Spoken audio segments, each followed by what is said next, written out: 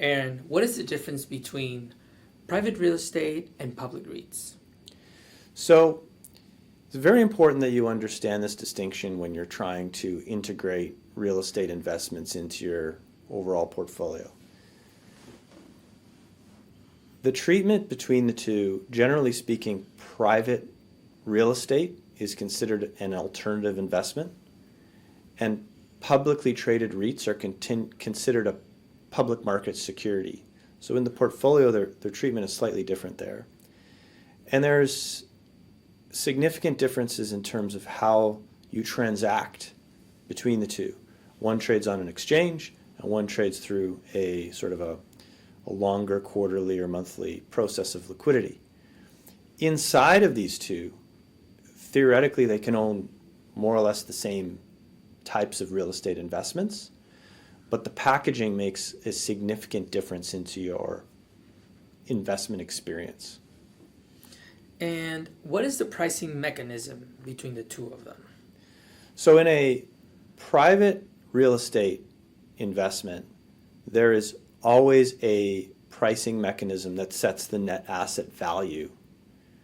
And that mechanism is usually, or should be, a third-party accounting firm that gives an opinion on what the overall real estate portfolio is worth at the current market values.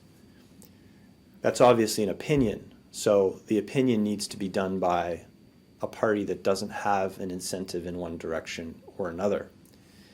In the public market REITs, there is a net asset value pricing mechanism as well, but the transaction price happens based on the auction market that goes on at the exchange level.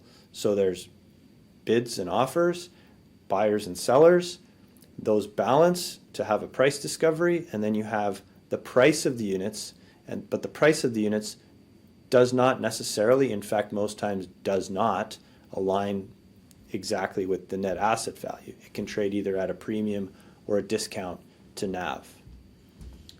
And why do public REITs fluctuate more than private real estate?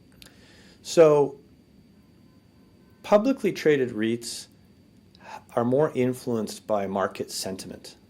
So there is a piece of news that comes out, it's not favorable to real estate, so therefore sellers flood the market, it drives down the pricing of the units. That doesn't necessarily mean that the underlying real estate portfolio has dropped by that same amount. It's simply that the difference between the NAV and the pricing of the units has expanded to create a greater discount, which means that generally speaking, publicly traded REITs create more volatility in your overall investment experience. And how do I decide which one is the right for me?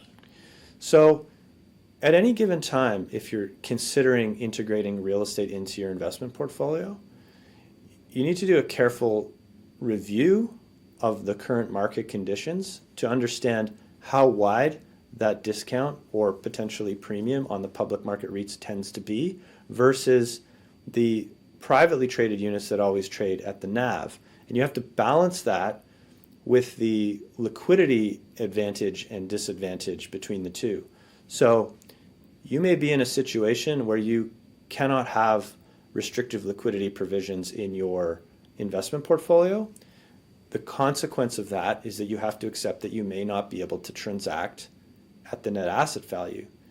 If you want to trade at the net asset value, you should be in a private market environment where the flows into the fund and the flows out of the fund happen always at the net asset value, but you now need to participate in the liquidity process of that particular fund, and sometimes that can delay, sometimes significantly delay, the time it takes for you to get your liquidity achieved.